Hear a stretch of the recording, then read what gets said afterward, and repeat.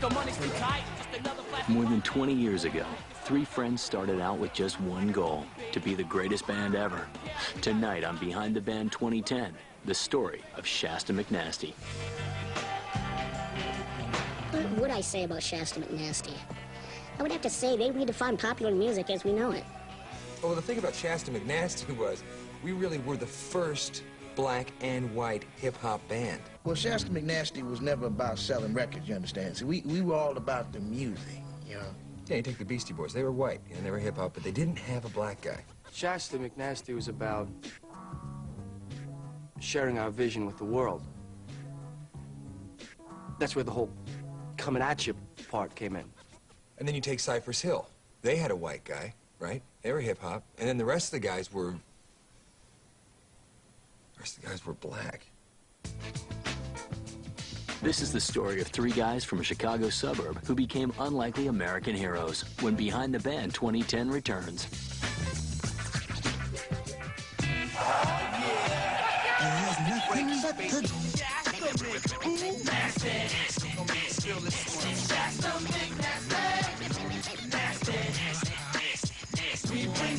Record deals, bad women and all. Getting paid off this music till the label took a fall. Living by the beach, reaching out to each. A dog and three of us make Shasta Mcnasty. Shasta Mcnasty. Shasta Mcnasty.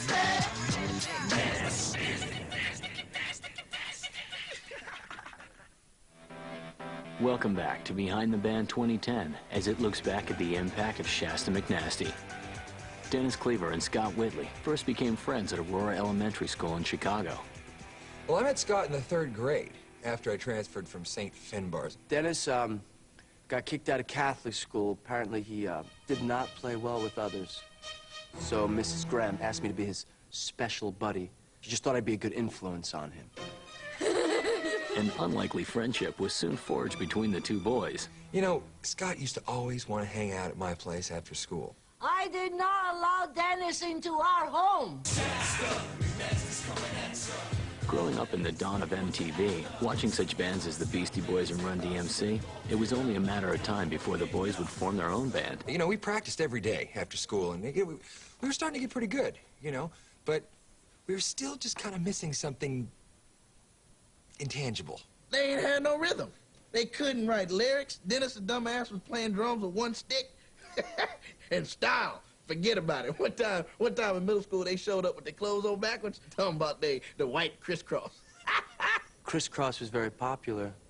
We got our asses kicked. Because we had our pants on backwards, we got kicked in the nuts. Rand filled in the gap that the band had been missing. He gave them a sense of style and rhythm. Oh, yeah, I like Rando. He's a very good boy. Not like Dennis. He was a pervert. It was always about, like, touching the other kids.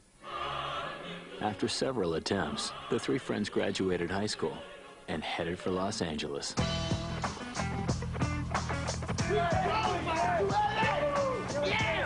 Hey, come on! Got to go! Go to be a superstar! So we made it to L.A. We only had enough money to stay at the youth hostel. We did what every other musician does when they're out of money. I told him to forget it. He's not gonna get no money. You wanna be a biggest shot and run to L.A. with Dennis, then that's what you get. I sent him cannoli. Didn't want him to starve. This was a rough time for the guys. Their music career had yet to take hold. Their money was about to run out. But one bright spot in all of this, for Scott at least, was the girl next door. That's when Diana and I first met. Yeah, we started hanging out and then we became best friends. That's right, she's my baby. The guys were about ready to give up when Red managed to talk the owner of this popular LA hangout into letting them play for $50 a night. Although it wasn't much, the money allowed them to remain in Los Angeles. Things were about to turn around for the threesome. So I stopped by the club that night and, you know, check out the new talent, see what the kids were listening to. Could you back off? Back off! Ow! Good buddies of mine. and I saw that there was a band there called Shasta Hi, Bubba. Shasta Mcnasty, and I thought, you know, what the heck kind of name is Shasta Mcnasty? But then I heard them, and they were like, wow, you know, they were so raw and explosive. Am I talking to you? No. Oh, God. So, I mean, I wasn't going to be the one to let the Mcnasty boys get away. Okay. I've got to go. It's nap time.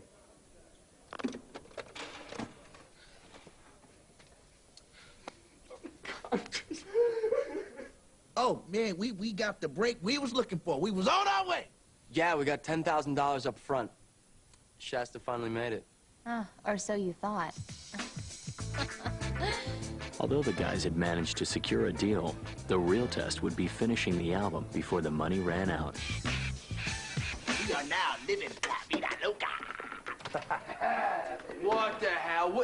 What did you guys buy? What? Nah, just a couple things, you know, spice up the pad. You know. I thought we agreed not to spend all our money. We didn't spend all the money. Yeah, what the hell you buy? Nintendo 64! Look at it! Yeah, baby. As far as the music business goes, we had the talent. We just lacked the discipline. They were lazy. You can even turn around, you know, and do something like this. Perfect, perfect. Make eye contact. Fearing their lack of discipline, the guys agreed to hire longtime friend Vern Valentine as band manager. One leg up. You can slide, you can do whatever. They needed focus. They begged me to help them, and I told them I'd be there for them. For 20% of the girls, of course. I ain't got none, man. Let's get something to eat. Hey, locked in. Hey, open the door, man. A little help? Open up the door! Open the door, Vern! Vern! I'm not hearing any music. Vern, open the door, Vern! Less pounding, more music. We ain't got nothing! Hey, I'm gonna kick your ass. Open it! Open the door, Bert. Hey! Open the door! Door, man! They called me Attila the Vern. But thanks to me, they got the album done. Guys! Guys, get in here quick! What? Wake up! What? What? The radio! What? I don't hear no damn radio. No, no, turn on the radio. Your song is playing. Oh! Turn it on, man.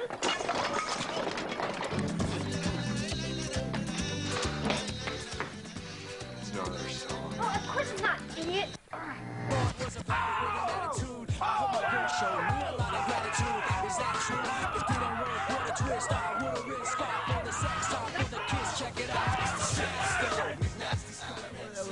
That was the greatest moment of our lives. It was the first time we heard our music on the radio. But it wouldn't be their last. The album was a hit. The song Shasta Mcnasty Coming At Ya made it all the way to #1. Two other songs from the album also made the charts. Oh, the teen crowd loved the Shasta Mcnasty. Prepubescent girls everywhere were hanging posters of them, you know, on their walls. And please, keep talking to me. I've got 4 minutes left. I got another interview. No, I can, you didn't, hey, no, wait! Wait! Ask me about my childhood, anything, please! Oh. The effects of stardom were beginning to change all of their lives, but this newfound wealth was affecting Dennis the most. A mansion, new cars, wild parties, all the trappings of success. But he was about to experience the dark side of fame.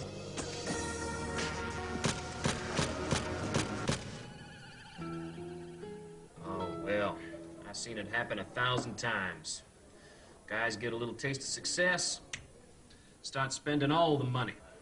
Ladies start coming around, they start experimenting. Drugs? What drugs? There were no drugs. I thought we agreed no questions about the drugs. You're not rolling, are you? Shut it off! That's it. I'm suing your asses. Look, Dennis was under a lot of pressure. His shoulder was hurting from the repetitive drumming motions. So-called drugs. It was just prescription pain medication. Yeah, I was doing the red ones and yellow ones and you know, those little capsules. And pretty soon that wasn't enough. So then it went on to, fistfuls of, Prescription pain medication. kind of turned into snorting. Pain medication. And that kind of just went into shooting, black. Prescription pain medication. Yeah. The guys were just so young to be dealing with this kind of fame and pressure. I really tried to be there for them.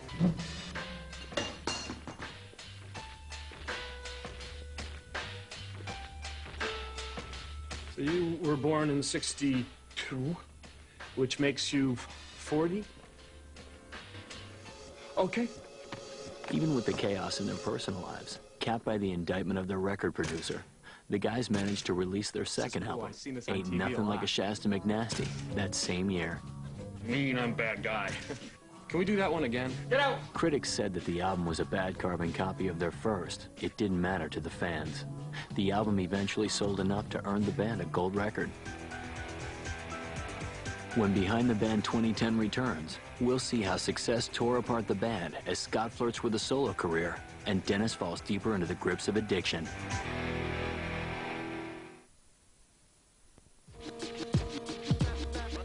When the excitement from the success of their second album began to fade, the inner turmoil came to a head. I felt Shasta wasn't going anywhere musically. We'd stopped growing as a band, and Diana had some great ideas that pushed the envelope. Yeah, one of the things I was focusing on was wardrobe. You know, I had this great idea for matching costumes. Yeah, they got a word for matching clothes. Uniforms! I mean, and who the hell was she to start making decisions for the band? They were just mad because they didn't think of it first. The guys were arguing about wardrobe, and I'd come up to them and say, there's a concept. Write a frickin' song! Oh, man, it was really weird. It's like once we hit it big, things really started falling apart. Hey, Tito, how you turn this damn thing off?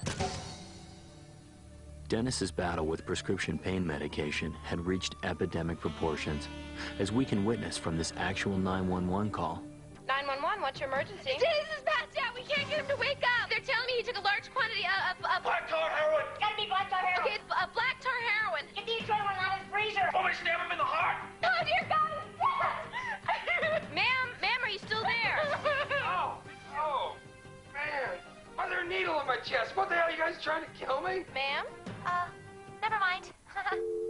Despite their inner turmoil, Shasta Mcnasty managed to release their next album. It was one of the lowest-selling records of all time. Drastic measures needed to be taken. Okay, sorry we're late. Yeah, I thought this was supposed to be a band meeting. Now, I know we're all disappointed about what happened with their last album. But don't worry, I got a plan. Dude, face it, Shasta Mcnasty's over. We don't get any more airtime. The press has started to make fun of our name. We're through. Dude, they always made fun of our name, man. None of that matters anymore because we're gonna change our name. No way. Yeah, I like our name. Now, all we have to do is drop the Mcnasty, and people will come on board for Shasta. Dude, they're still gonna know it's us. Not with our new sound. What new sound?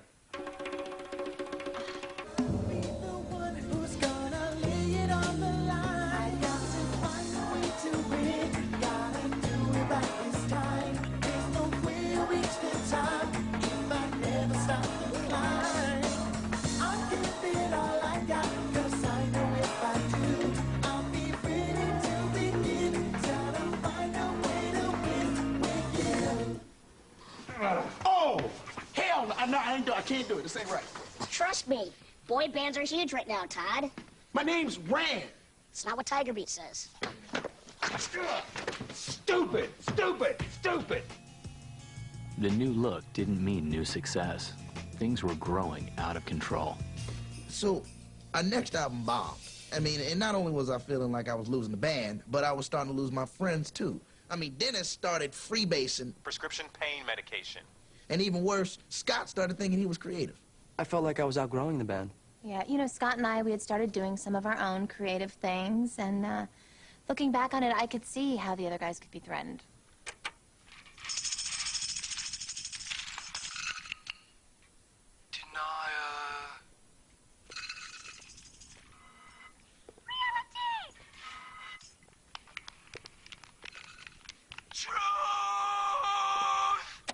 Oh, come on, man. A good part was just coming up. Dude, are you guys high? It's like music noir. No, it's like music sucks. Karma's a boomerang. Where do you get off? Are you happy that you hurt the girl's feelings now? Huh? I don't know if happy's the word for it, but I certainly feel better. Scott and Diana's relationship was beginning to put a strain on the band. What are you trying to say? I'll tell you what I'm trying to say. Let's calm down. Something to say. Let him say what he's got to say. Let him say it. Fine. You are whipped. Oh, yeah? Well, I quit. You guys can't survive without me because I am the band. Yeah, right. That's a joke. I'm the band. Hey, listen, we're all the band here. You? You're not the band, man. Yeah, it's never really were the band. After a long period of soul searching, the guys decided to pursue solo careers.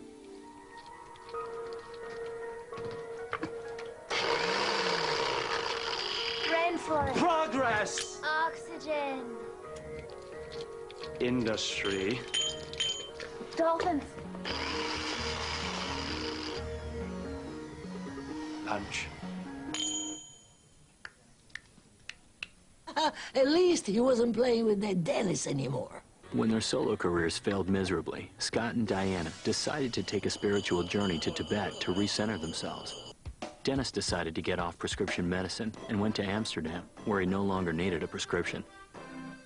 Something was about to change the fortunes of the band once again. And then Wassad called. I get one phone call a week. Why are we here, Rad? I'm gonna tell you in a minute. By the way, nice robes. Hey. Yo, whoa, this isn't a surprise party, man. Hey, what's he doing here? Is this an intervention? No, this. Don't need that.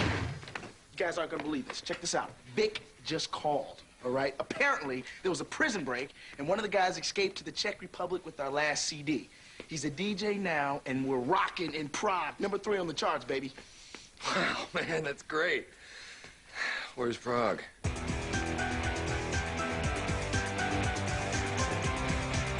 So, check it out. World Noise Records wants to sponsor a Shasta Mcnasty tour. Are y'all down? Yeah. Well, we were getting sick of India, Yeah. and I'd like to wear pants again. There you go. Yeah, All right. me too. But no, dude, to tell you the truth, yeah, I got kicked out of Amsterdam, and it's kind of hard to do.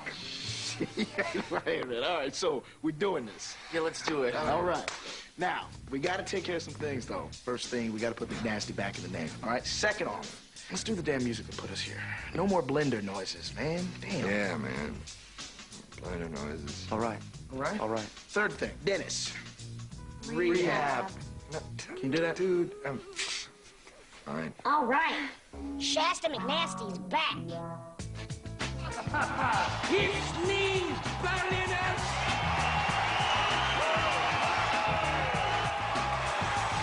Diana accompanied the band as their press agent.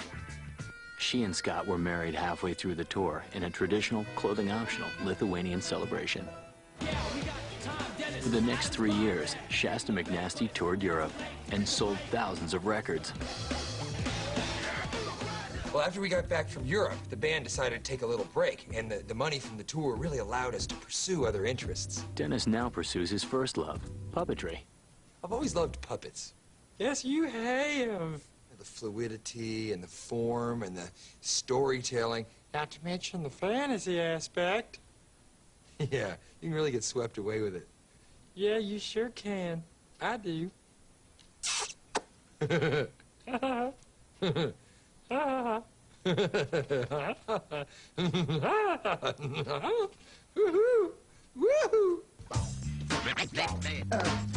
Graham, or as he's better known today, DJ Ice Mocha, still makes music. Yeah? That's a little something I invented. Little old school technique I perfected. Little something for you. On the 1, 2, 3. True. You know, I've come up a little bit since my days in Shasta Mcnasty. But, you know, Scott and Dennis are always going to be my homeboys. You know, straight up. And I do believe the music we created is something that still influence the kids. Damn it! Tito! Give me it, man! Turn this thing off, man! Jesus Christ! Hey, kill it! Break noise! I hear noise, man! I hear noise! Thank you. What was I saying? Good rip, honey. Shasta! Scott and Diana can now be heard in hotels all across the Las Vegas Strip, performing many of the Shasta McNasty classics. Ooh. Ooh, there's only 2 of us now. Peace. Ooh, you know what? When we perform, we do a lot of new stuff, mostly. But we get a lot of requests for the old Shasta McNasty hits. And at first, you know, I felt a little bit weird about singing the old songs, but Dennis and Rand both said it was good we were keeping them alive, huh? I would get kind of angry when people would request Ain't Nothing But the Shasta McNasty, but then I thought to myself, how could I blame them? This music was a big part of our 0 years. Ain't nothing but the Shasta. McNasty coming at ya. Ooh, that was a good one. There's nothing but the Shasta McNasty.